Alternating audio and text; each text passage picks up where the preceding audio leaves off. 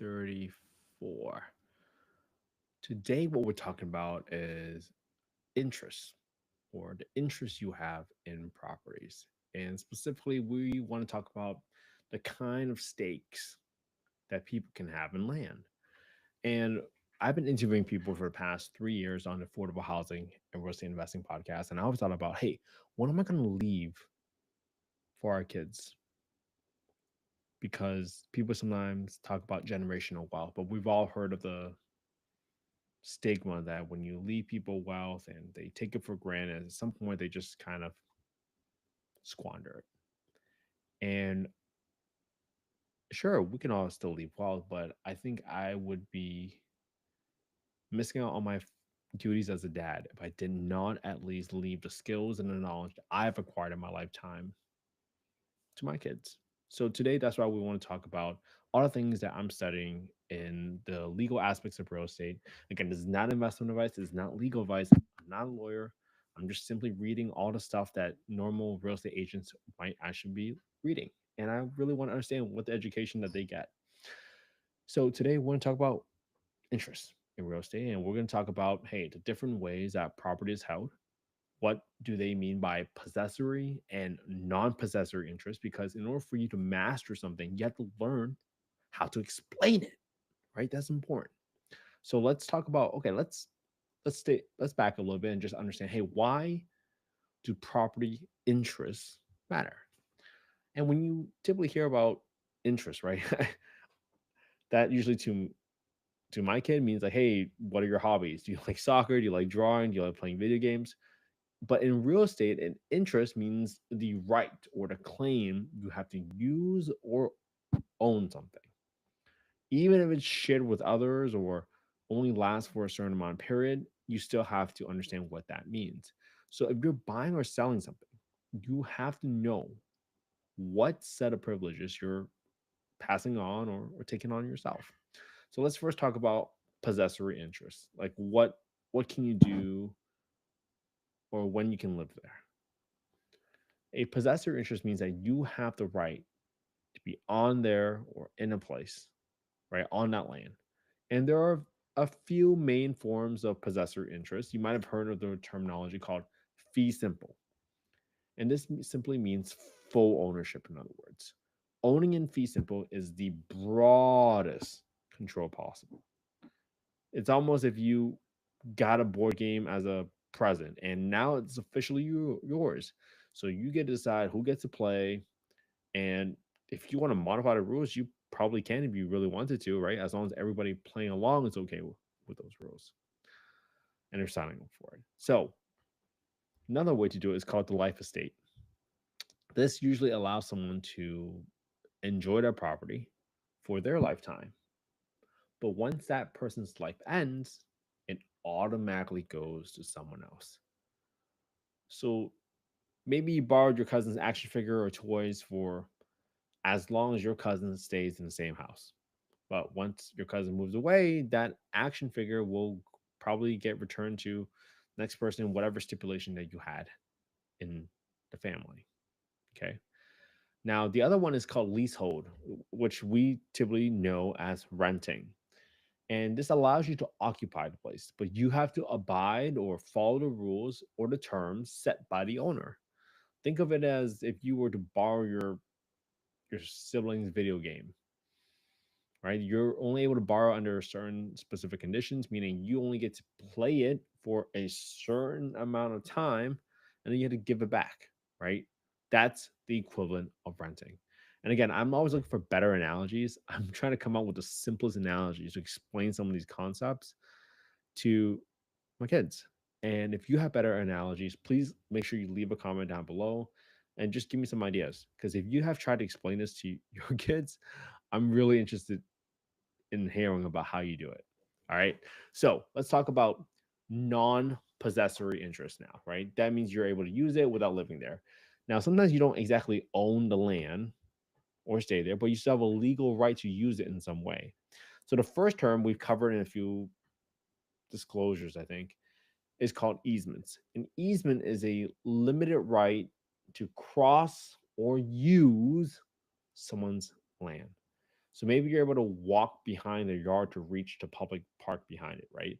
And that might have been negotiated from the seller or two sellers ago, that they might have negotiated with, like, the city, for example, right? The city might say, hey, we have an easement so that we can get there. Well, we have an easement so that we can build our sewer drainage through there. So we need a right to go access that piece of land, because not only do we carry the sewage pipe for your house, but we also carry the sewage or the water maintenance for the entire neighborhood through a portion of your house. That's very important, because you might get a knock on the door sometimes from the water company saying, hey, we got to go in your backyard to go check on something. And you have to understand that's what you're signing yourself up for. The second part is profit prende. That is the right to remove natural resources from someone's place. If what's the easiest one? Maybe you can pick apples from your friend's farm or orchard if they grant you permission, obviously, right? So you got to understand that you're using their land for a natural resource. In this case, it's just apples, because I think apple picking is probably much more relatable when I think about fruits. All right, third, we talk about license, right? A license is a short term pass. Think of it as a concert ticket, right? You can be in the arena for the show, but you got to leave once the event ends. That was probably the best example I can think of, or analogy for a license. So let me know. Let me know if you could come up with a better one. But I think a concert show is probably the best one I came up with.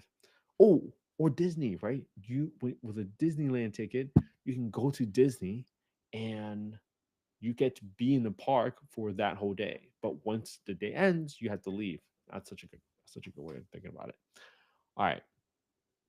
Now, the other thing you wanted to look about is sometimes we know this term called homestead protection. And homestead is usually a way for, in certain states, right? Like California is one of them. They're going to shield your primary residence from certain financial claims, debtors, creditors, right? You can imagine as sort of a protective fence around your house, right? It can't stop everybody, but it's supposed to stop you from being able to lose your main home over certain debts. And you got to look up what that threshold amount is. Okay. Make sure you look that up, because it's very state specific. And the amount will differ based on your age, your marital status, your certain health conditions. So just be really, really mindful of it. Right. So at the end of the day, why do you need to know about property interest? And if you're selling a home, or you're looking to buy land, I mean, you want the seller to spell out exactly whether or not someone else can use the land. We talked about a shared driveway, talk about an easement earlier, right? Buyers need to know, like, hey, if they can freely enjoy everything on the land that they paid for, or they should probably be aware that, hey, at some point a neighbor is going to cross through, or if you share a driveway, hey, at some point someone's going to cross through. Who's going to maintain that road, right? If you all share a main road and you have to take responsibility for it, what if it snows and you all need to pitch in to pay a plow truck to plow the snow? You got to understand that, right? It needs to be full disclosed. Okay. Now, if you don't disclose, I mean, that's just a bad idea. But let me think about another analogy. Talked about easements. So let's say you're about to sell a property, but you lent a corner of your backyard to somebody else to plant their tree, right? And they think it's their tree, even though it's on your land. The buyer doesn't want to discover it's too late that, hey, you let this random person verbally own a piece of the land because they planted an avocado tree there or something like that, right? It's a wild scenario, but that's where you got to disclose it, and that's where you got to understand what you're buying. Okay, so all these things matter. It definitely affects your decision on whether you want a certain problem or a headache with that property. So make sure you just stay on top of it and you really, really understand why the interest, or the real property interest, everything from full ownership to the special rights, like we talked about for the easements. You got to understand exactly what they are, because now you can ask the certain questions, right? You can ask those questions, make sure that you don't get hit by a blind spot. You can't assume that just because you have a real estate agent that they ask all the questions. You are an educated buyer now. You are an educated seller. you are now equipped to handle all those transactions, especially those details. So I hope this was helpful, everybody. Again, my goal was to just break up these little sections of the textbook that I'm reading, and I want us to figure out how to teach this back. Because if we can't digest it and say in a simple manner without having to regurgitate the entire textbook, then we're not really helping anybody. So hopefully this was helpful for you. This was day 534, and I'll admit it. Going to Disney today, and I was feeling tired. I did not want to go live today, but I had to remind myself that this is how most people quit. They let one day of not staying consistent compound to 2 days and 3 days. So I should, you know what? I'm just going to go do it. It's easier to do it than make an excuse to not do it at this point because it's such a habit. All right. Have an amazing Sunday. I hope you all spend some quality time with your family and friends today because that's what life is all about. I had a great day with my family today. It was so wholesome, so sweet. Got to watch my daughter play, and it really was magical. So, have an amazing Sunday, everybody. I'll see you all tomorrow for day 535. Have a good one.